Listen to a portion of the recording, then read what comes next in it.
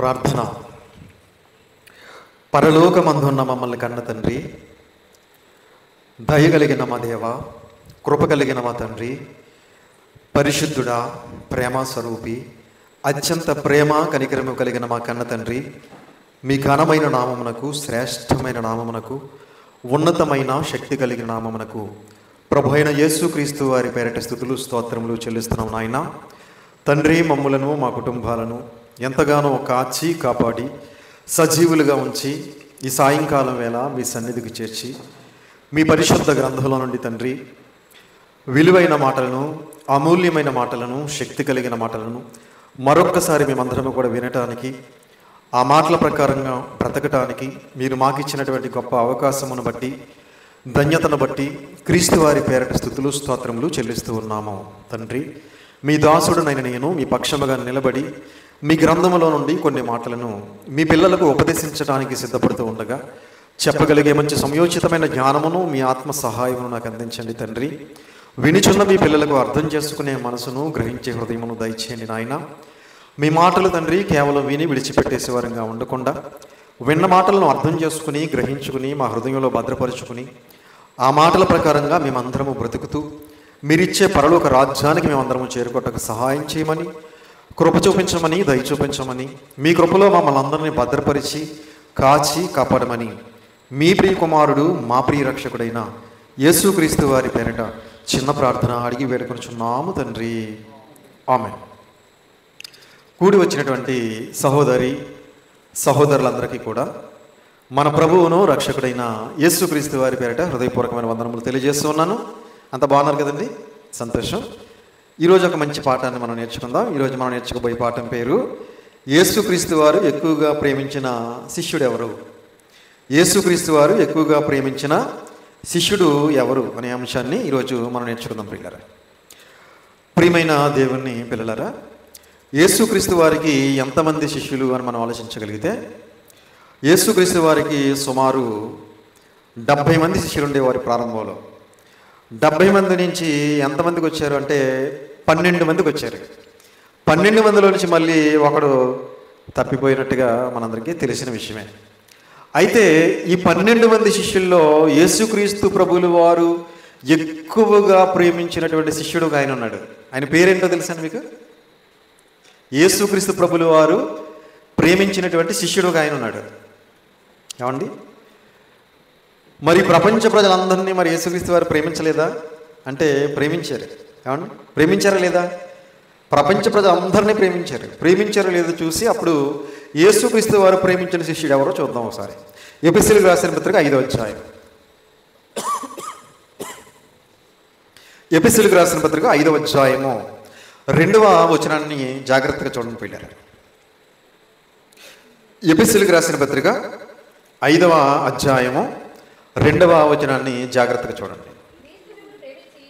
క్రీస్తు మిమ్మును ప్రేమించి పరిమళ వాసనగా ఉండుటకు మన కొరకు తన్ను తాను దేవునికి అర్పణముగాను బలిగాను అప్పగించుకొనెను.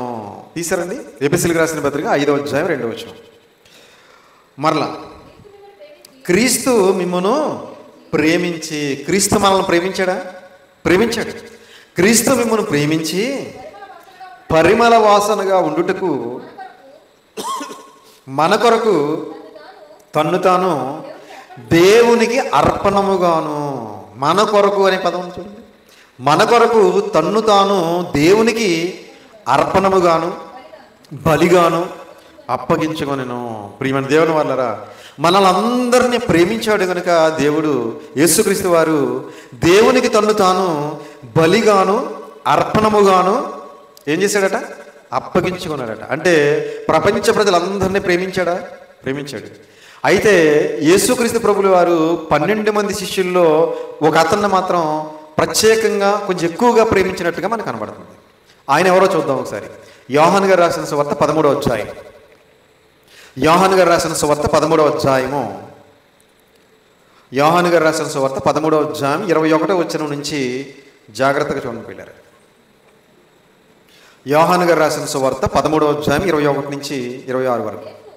యేసు ఈ మాటలు పలికిన తరువాత ఆత్మలో కలవరపడి మీలో ఒకడు నన్ను అప్పగించునని మీతో నిశ్చయముగా చెప్పుచున్నానని రూఢిగా చెప్పాను. యేసుక్రీస్తు వారు ఆత్మలో ఏం చేశారట? కలవరపడ్డారట. ఏమండి, ఎందుకు కలవరం? యేసుక్రీస్తు ప్రభులు వారికి ఆత్మలో ఎందుకు కలవరం? ఎందుకు కలవరం అంటే, యేసుక్రీస్తు వారి శిష్యుల్లోనే ఒకడు ఏం చేస్తాడు? యేసుక్రీస్తు వారిని అప్పగించేస్తాడు, అమ్మేసుకుంటాడు. ఆ విషయం యేసుక్రీస్తు వారికి తెలుసా? తెలుసు. యేసుక్రీస్తు వారి భవిష్యత్తు తిరిగిన వాడు కదా. కనుక మీలో ఒకడు నన్ను అప్పగించునని మీతో రూఢిగా చెప్పుచున్నాను అని చెప్పారు. ఆయన ఎవరిని గూర్చి ఇలాగ చెప్పానో అని శిష్యులు సందేహపడుచు ఒకరిని తట్టు ఒకరు చూచుకొనుచుండగా, ఎవరి గురించి చెప్పారు యేసుక్రీస్తు వారు? 12 మంది ఉన్నాం మనం ఇక్కడ. ఈ 12 మందిలో ఎవరి గురించి చెప్పాడు ఆయన? ఎవరు అప్పగిస్తారు మనలో ఈ 12 మందిలో అని ఒకరు చూసుకుంటున్నారంట. ఏమండి, ఎవడు? వీడా వీడా ఈయన ఈయన అని చూసుకుంటున్నారనమాట.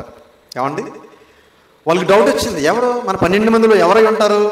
యేసుక్రీస్తు వారిని అప్పగించేది ఎవరు అని ఒకరు చూసుకుంటున్నప్పుడు ఆయన శిష్యులలో యేసు ప్రేమించిన ఒకడు యేసు రొమ్మున ఆనుకొనుచుండెను.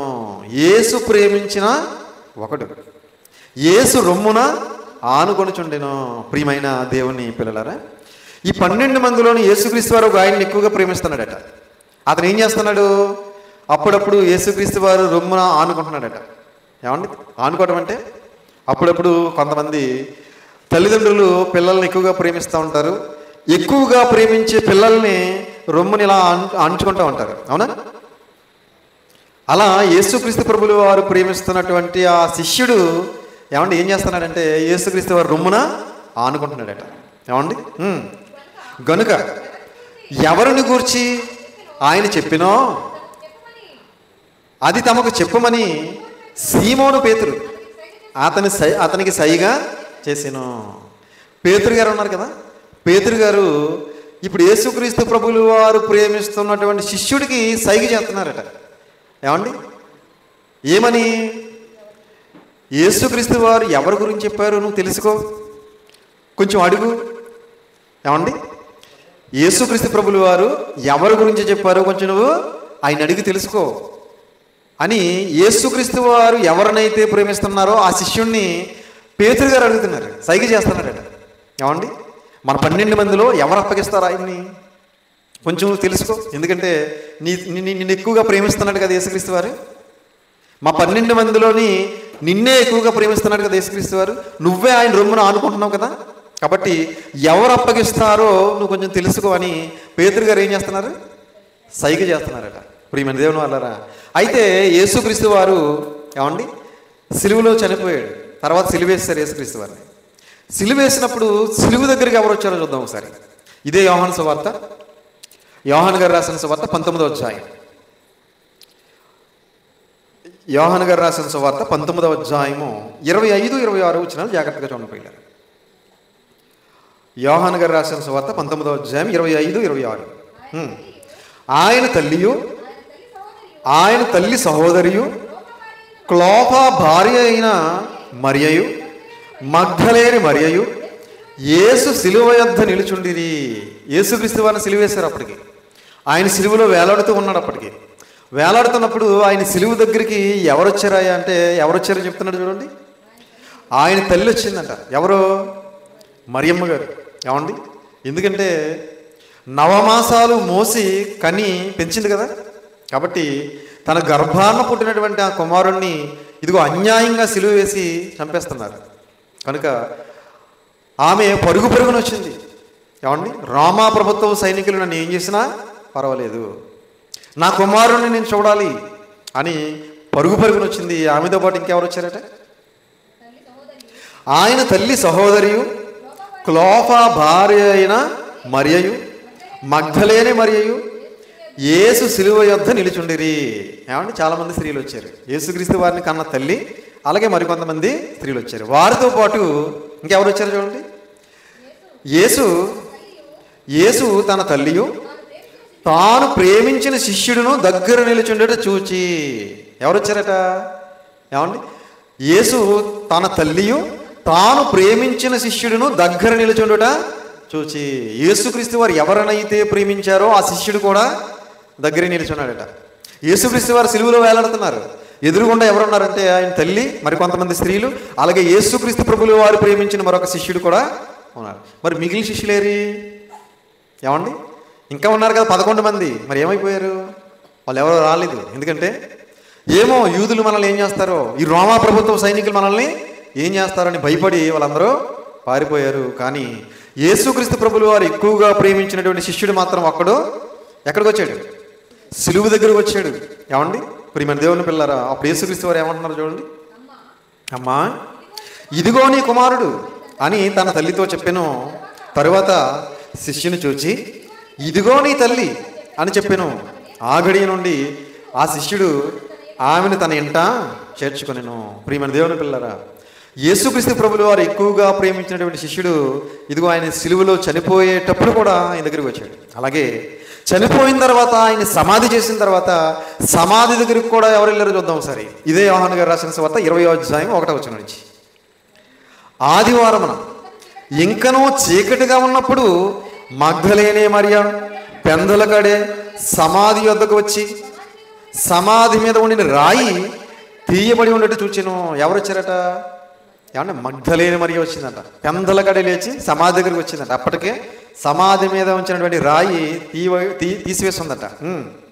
కనుక ఆమె పరిగెత్తుకొని సీమోను పేతురునొద్దకు, యేసు ప్రేమించిన ఆ మరి ఒక శిష్యుని వద్దకు వచ్చి ప్రభువును సమాధిలో నుండి ఎత్తుకుని పోయిరి, ఆయనను ఎక్కడి ఉంచిరో ఎరుగమని చెప్పాను. ఆమె ఎక్కడికి వెళ్ళింది?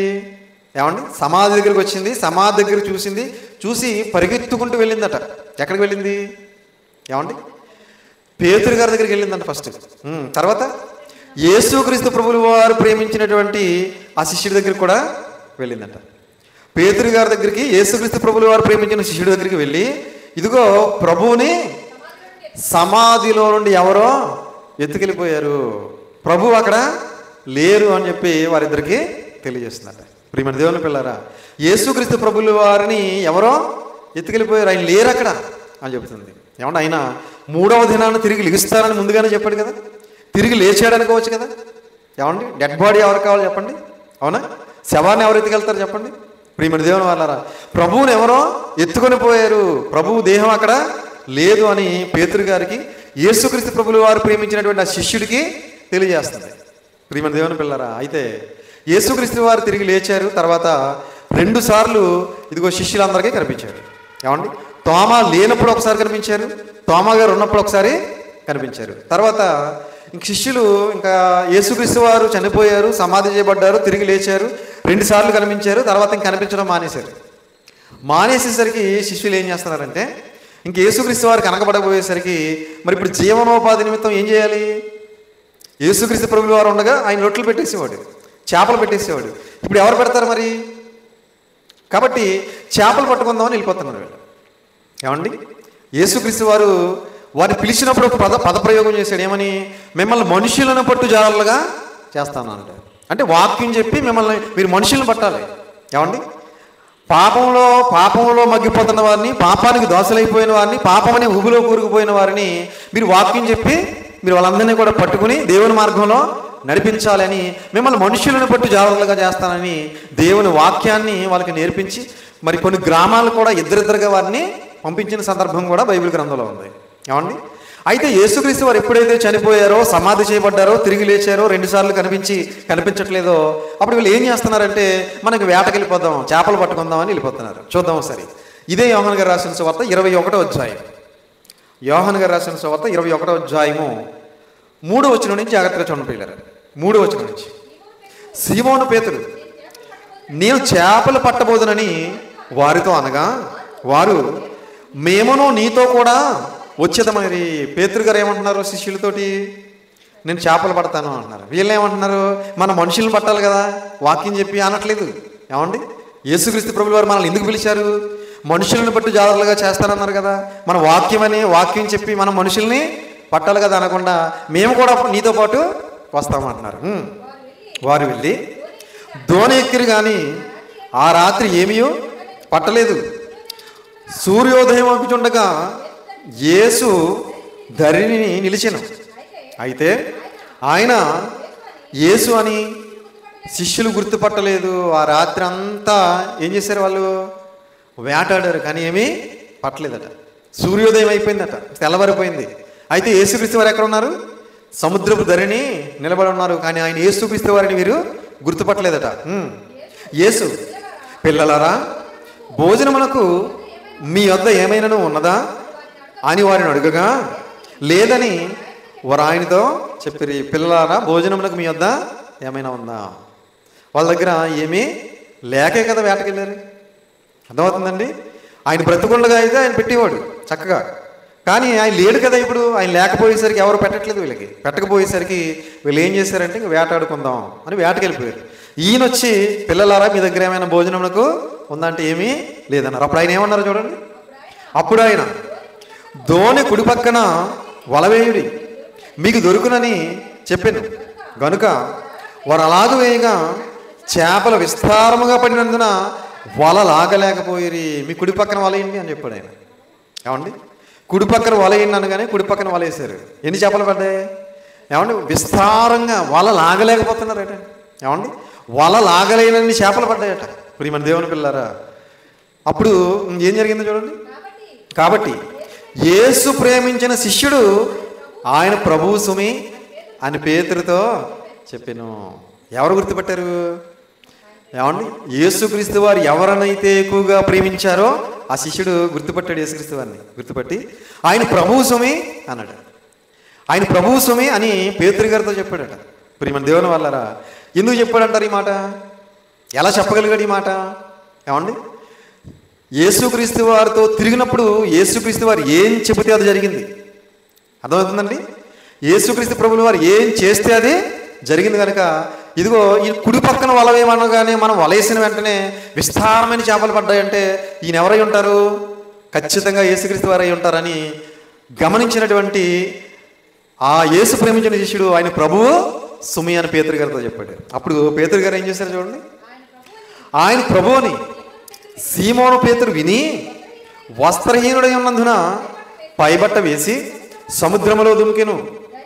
దరి ఇంచుమించు 200 మూరల దూరం ఉన్నందున తక్కిన శిష్యులు చేపలు గల వల లాగుచు ఆ చిన్న దోణిలో వచ్చిరి. మొత్తం మీద పేతురు గారికి సిగ్గేసింది. ఎందుకంటే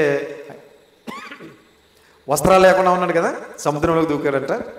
తర్వాత వల లాగారు మొత్తం మీద శిష్యులందరూ కలిసి. ఎన్ని చేపలు పడ్డాయి కింద చెప్పాడు చూడండి. వారు దిగి దరికి రాగానే అక్కడ నిప్పులను వాటి మీద ఉంచబడిన చేపలను రొట్టెయు కనబడిన. యేసు, మీరిప్పుడు పట్టిన చేపలలో కొన్ని తీసుకుని రండి వారితో చెప్పగా సీమోను పేతురు దోణి ఎక్కి వలను దరికి లాగెను. అది 153 గొప్ప చేపలతో నిండి ఉండెను. ఎన్ని చేపలు? 153 గొప్ప చేపలతో నిండి ఉండదట. ప్రియమైన దేవుని వల్లరా, అయితే యేసుక్రీస్తు వారు ఎక్కువగా ప్రేమించినటువంటి శిష్యుడే యేసుక్రీస్తు వారిని గుర్తుపట్టాడు. ఎందుకంటే ప్రియమైన దేవుని వల్లరా, మనం ఎక్కువగా ఎవరితో ఉంటామో వారిని ఎంతమందిలో ఉన్నా సరే గుర్తుపట్టగలుగుతాం. అవునా? అవునా కదా? యేసుక్రీస్తు ప్రభువుల వారితో ఎక్కువగా ఎవరు ఉండేవారంటే ఇదిగో యేసుక్రీస్తు వారు ప్రేమించినటువంటి శిష్యుడు ఉండేవాడు. ఆయన రొమ్మును ఆనుకొని ఉండేవాడు. అందుకే యేసుక్రీస్తు వారిని గుర్తుపట్టగలిగాడు. ఇప్పుడు ఇదే 21వ అధ్యాయంలో 20వ వచనం నుంచి చూడండి.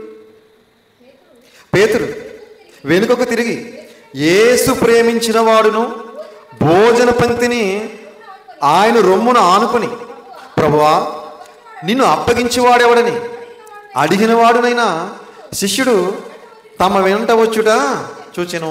పేతురు గారు వెనక్కి తిరిగి చూశారట. వెనక్కి తిరిగి చూస్తే ఎవరు వస్తున్నారట? ఏమండి? యేసుక్రీస్తు ప్రభువులు వారు ఎవరినైతే ప్రేమించారో ఆ శిష్యుడు వెనకాల వస్తున్నాడట.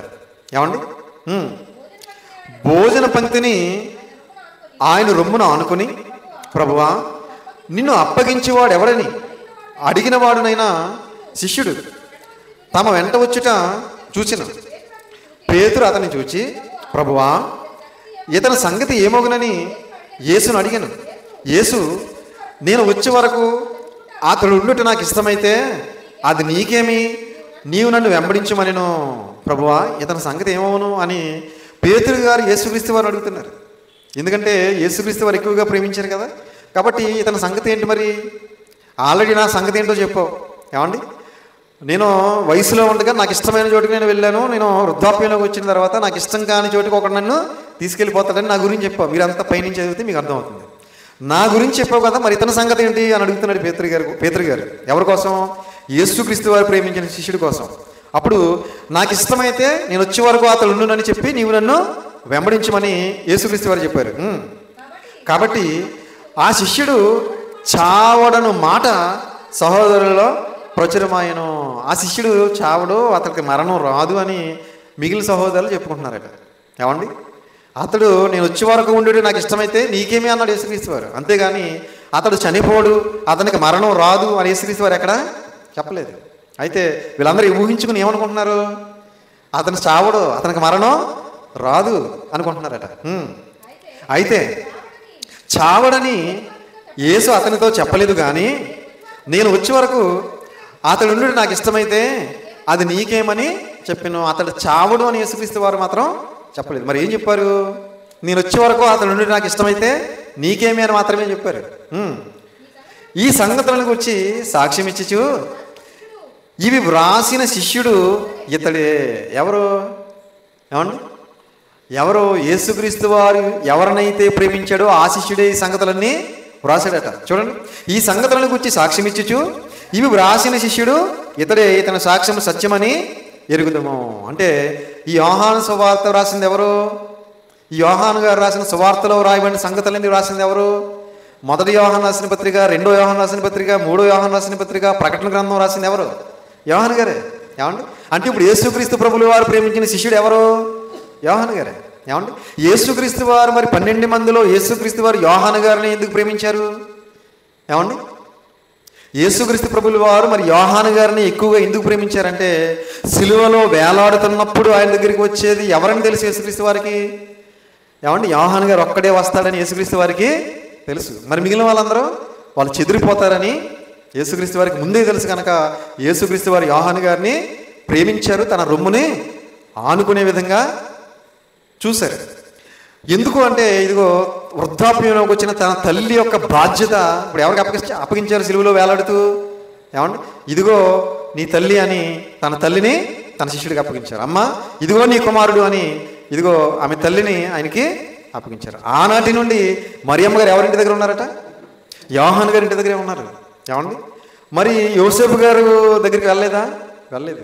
ఏమండి, మరి ఇంకా సహోదరులు ఇంకా సోదరిమణులు ఉన్నారు కదా, వాళ్ళ దగ్గరికి వెళ్ళలేదా అంటే వెళ్ళలేదు.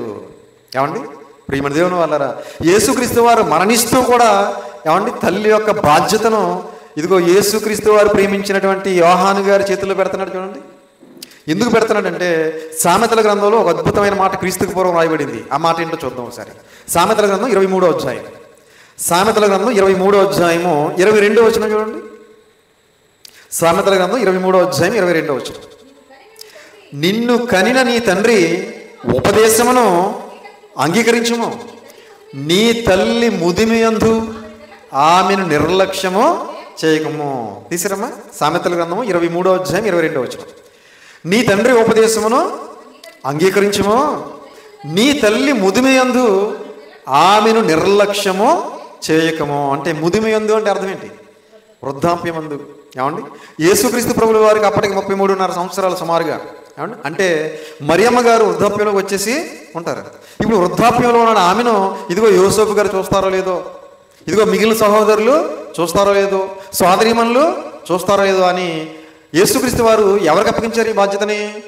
ఎవరినైతే ఎక్కువగా యేసుక్రీస్తు వారు ప్రేమించారో ఆ యోహాను గారికి అప్పగించారు. ఎందుకు అప్పగించారంటే ఇదిగో దేవుడు క్రీస్తుకు పూర్వం రాయించినటువంటి ఈ మాట, నీ తల్లి ముదిమియందు ఆమెను నిర్లక్ష్యము చేయకము. ఆమె వృద్ధాప్యంలోకి వచ్చింది, ఆమెను చూసేవారు ఎవరు లేరు అని యేసుక్రీస్తు వారు ప్రేమించినటువంటి యోహాను గారికి తన తల్లి యొక్క బాధ్యతను అప్పగించారు. కనుక యేసుక్రీస్తు ప్రభుల వారు ఎక్కువగా ఎవరిని ప్రేమించారు అంటే ఇదిగో యోహాను గారిని ప్రేమించారు. ఎందుకు ప్రేమించారంటే తన తల్లి బాధ్యతను ఆయనకు అప్పగించడానికి ఆయన ప్రేమించారు. సిలువ మరణంలో ఉండగా కూడా శిష్యులు ఎవరో రారు అనే సంగతి తెలుసు. సిలువ మరణంలో ఉండగా యోహాను గారు మాత్రమే వస్తారు అని తెలుసు. కనుక ఇదిగో యోహాను గారికి మాత్రమే ఆయన తల్లి బాధ్యతను అప్పగించారు, యోహాను గారిని మాత్రమే ప్రేమించారు. కనుక మనం కూడా మన తుది శ్వాస విడిచిపెట్టే వరకు కూడా మరి యేసుక్రీస్తు ప్రభులు వారు అడుగుజాడలోనే నడవాలి, ఆయనని పోలి జీవించాలి, ఆయన రాకడ కోసం సిద్ధపాటు కలిగి సిద్ధంగా ఉండాలి. యేసుక్రీస్తు వారు మరణంలో కూడా ఇదిగో అక్కడ పరిస్థితులు అనుకూలంగా లేకపోయినా యూదులు అందరూ కూడా క్రీస్తుతో తిరిగాడని తెలిస్తే ఆయన బంధించడానికి చంపడానికి కూడా వెనకాడనేటువంటి భయంకరమైన పరిస్థితులు ఉన్నాయి అక్కడ. అయినా కూడా భయం లేకుండా ఇదిగో యేసుక్రీస్తు వారు మరణం దగ్గర కూడా వచ్చాడు ఆ యోహాను గారు. కనుక యేసుక్రీస్తు వారు ఇదిగో భవిష్యత్తు తిరిగిన వాడు కనుక యోహాను గారిని ఎక్కువగా ప్రేమించారు. మిగిలిన వాళ్ళందరూ తర్వాత వచ్చారు, తర్వాత మళ్ళీ సువార్త ప్రకటించారు, తర్వాత ప్రాణాలే అర్పించారు. కానీ శిలువ మరణం దాకా రాలేదు మిగిలిన వాళ్ళు, యోహాను గారు మాత్రమే వచ్చారు. అందుకే యేసుక్రీస్తు వారు భవిష్యత్తు తిరిగిన వాడు కనుక యోహాను గారిని ఎక్కువగా ప్రేమించాడు. కాబట్టి మనం కూడా పరిస్థితులు ఎలా ఉన్నా కూడా యేసుక్రీస్తు వారి అడుగుజాడలోనే నడవాలి. పరిస్థితులు ప్రతికూలంగా ఉన్న యేసుక్రీస్తు వారి మాటల ప్రకారంగా మనం జీవించాలి.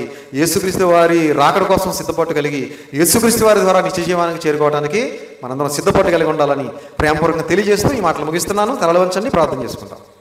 ప్రార్థన. పరలోకమందున్న మమ్మల్ని కన్న తండ్రి, మహోన్నతుడా, మహాగణుడా, మహాశక్తి సంపన్నుడా, మీ ఘనమైన నామమునకు, శ్రేష్టమైన నామమునకు, ఉన్నతమైన నామమునకు, శక్తి కలిగిన నామమునకు ప్రభు అయిన యేసుక్రీస్తు వారి పేరిట స్తుతులు స్తోత్రాలు చెల్లిస్తున్నాం ఆయన తండ్రి. మరింతవరకు మీ పరిశుద్ధ గ్రంథంలో నుండి ఎన్నో విలువైన మాటలు, మా భక్తి జీవితానికి అవసరమైన మాటలు, మా విశ్వాస జీవితానికి కావలసిన మాటలు ఎన్నో విన్నాం తండ్రి. విన్న మాటలను అర్థం చేసుకుని, గ్రహించుకుని, గమనించుకుని ఆ మాటల ప్రకారంగా మేమందరం జీవించడానికి సహాయం చేయండి తండ్రి. తలలో వంచి ప్రార్థన చేస్తున్న మమ్మల్ని, మా కుటుంబాలను దయతో జ్ఞాపకం చేసుకున్న ఆయన మేమందరము కూడా నాయన మరి మీ కుమారుడైన యేసుక్రీస్తు వారి అడుగుజాడలో నడుచుకుంటూ ఆయనను పోలి జీవిస్తూ ఆయన రాకడ కోసం సిద్ధపాటు కలిగి జీవించడానికి సహాయం చేయండి. కుడికి కానీ ఎడమకి కానీ తొలగిపోకుండా తండ్రి మా తుది శ్వాస విడిచిపెట్టే వరకు కూడా మీరు ఏర్పాటు చేసిన క్రీస్తు మార్గంలో నడుచుకోవడానికి సహాయం చేయండి తండ్రి. మేమందరము చేస్తున్న పనిపాట్లలో, ప్రయాణాల్లో తోడుగా నీడగా ఉండండి. మమ్మల్ని అందరినీ కూడా, మా కుటుంబ సభ్యులందరినీ కూడా మీ కృపలో భద్రపరచండి, బలపరచండి, మీ చిత్తానుసారంగా నడిపించండి. పరసంబంధమైన ప్రతి ఆశీర్వాదంతో ఆశీర్వదించి దీవించి సమస్త మహిమ, ఘనత, ప్రభావాలు మీరే పొందుకోమని మీ ప్రియ కుమారుడును మా ప్రియ రక్షకుడైన యేసుక్రీస్తు వారి పేరిట చిన్న ప్రార్థన అడిగి వేడుకొంచున్నాము తండ్రి. ఆమేన్. అందరికీ వందనాలు.